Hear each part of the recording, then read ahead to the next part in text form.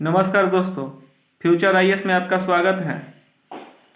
मैं रॉकी कुमार आपके लिए फ्यूचर क्वेश्चन जीएस पेपर 3 का इकोनॉमी का एक क्वेश्चन लेकर आया हूं। प्रश्न है, भारत में कृषि विपणन से जुड़ी प्रमुख चुनौतियां क्या हैं, इनको नियंत्रित करने के उपाय बताएं। यानी यहाँ प्रश्न है कि कृषि विपणन यानी एग्रीकल्चर मार्केटिंग से जुड़ी चुनौतियाँ क्या हैं और इनके नियंत्रित करने के उपाय क्या हैं। तो यहाँ हमारा क्वेश्चन का डिमांड है कि विपणन की चुनौती क्या है, चैलेंजेस क्या है और इसको कैसे कंट्रोल किया जा सकता है।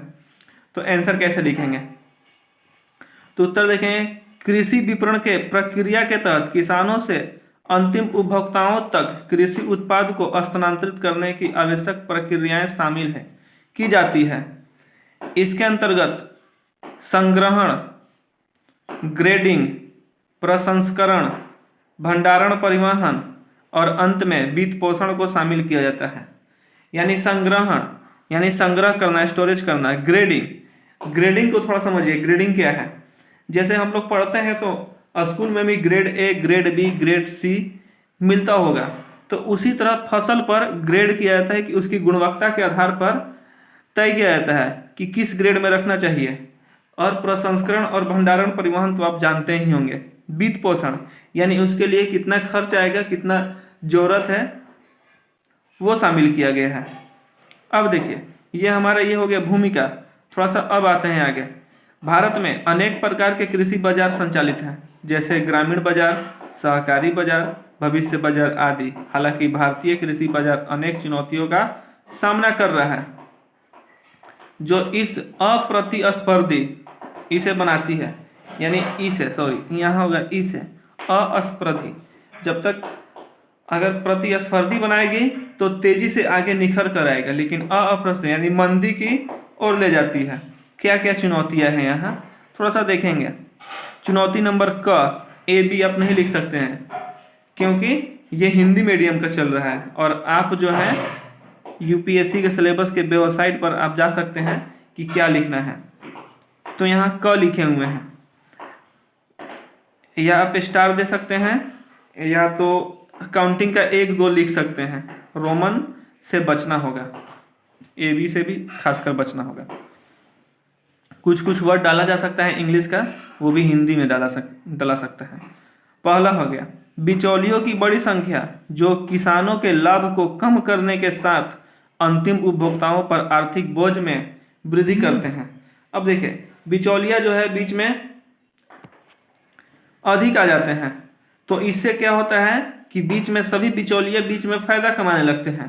तो इस कारण किसान का तो नुकसान जा रहा है, यानी किसान तो कम लाभ कमा रहा है, और साथ में जो अंतिम उपभोक्ता जो है, जो जिसके पास जा रहा है, उस पर वृद्धि हो जा रहा है, मूल्य में वृद्धि हो जा रहा है। ख में देखेंगे कि भंडारण सुविधाओं या गोदामों की कमी, जिससे व्यापक मात्रा में खाद्यान्न बर्बाद हो जाता है अथवा किसान उसे कम कीमत पर बेचने के लिए मजबूर होते हैं। यानी भारत में, यानी देश में क्या है कि गोदामों की कमी है, जिससे व्यापक मात्रा में या तो खाद्यान्न बर्बाद हो जा रहे हैं, या तो उनकी गुणवत्ता बर्बाद हो जा रही है, या तो उसे किसान जो है कम कीमत पर ही बेचने के लिए मजबूर होते हैं। ग में दिखाएंगे अपर्याप्त परिवहन सुविधाएं और सड़क अवसंरचना। भारत में क्या है, परिवहन सुविधाएं पर्याप्त नहीं हो पाई है, और सड़क अवसंरचना भी सही नहीं हो पाया है। अभी हाल में जो है एक गति शक्ति योजना जो है लागू किया गया है, जो हर एक सेक्टर को जो है गति देगी। मैं अगले वीडियो में जो है, या आगे नेक्स्ट उस पर एक वीडियो बना दूंगा, वो भी बहुत ज़्यादा इम्पोर्टेंट है। इकोनॉमिक्स के देखते हुए हर सेक्टर को वो गति देने का काम करेगी। अगला, कृषि क्षेत्र में संस्थागत ऋण का अभाव। क्या होता है कि कृषि क्षेत्र में जो है ऋण, बड़े किसान ऋण पा लेते हैं, छोटे किसानों को ऋण जो है मिलना काफ़ी मुश्किल हो जाता है। इसी प्रकार किसानों को बाजार की जानकारी का अभाव, किसान को जो है बाजार का जानकारी का अभाव होता है। इस कारण जो है वो अपने फसल को बाजार की जानकारी के अभाव में बिचौलिए से बेच देते हैं। उसके बाद कृषि उत्पादों के लिए ग्रेडिंग और मानकीकरण का अभाव। क्या होता है कृषि उत्पाद का ग्रेडिंग मीन्स यानी उत्पाद के आधार पर, जैसे उत्पाद है तो उसका A, B, C, D types में उसको बांट लिए गुणवत्ता के आधार पर और उसका मानक तय कर लिए। लेकिन यहाँ हमारे यहाँ ये भी अभाव है।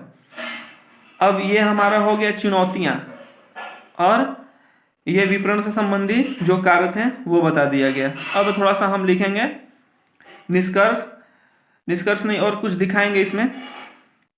कृषि विपणन को प्रतिस्पर्धी बनाने तथा कृषि उपज के लिए एकीकृत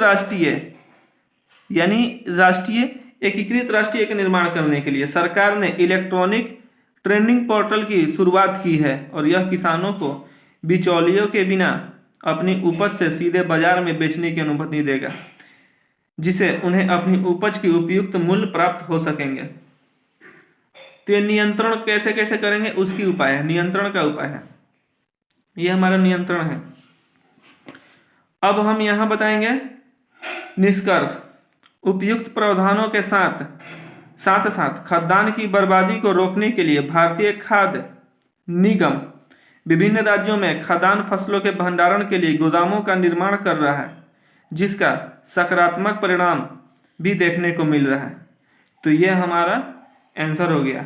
ये आपका अगर 250 में आए या 150 में आए तो आप इसी तरीक़ा से लिख सकते हैं, और आप अपना अनुभव साझा कर सकते हैं कि हमारे साथ जुड़कर कैसा लग रहा है, और आप तैयारी में जुटे रहिए। इसी तरह के हम आपके लिए फ्यूचर क्वेश्चन लेते आएंगे। अगर वीडियो अच्छी लगी है तो लाइक करें, शेयर करें। धन्यवाद।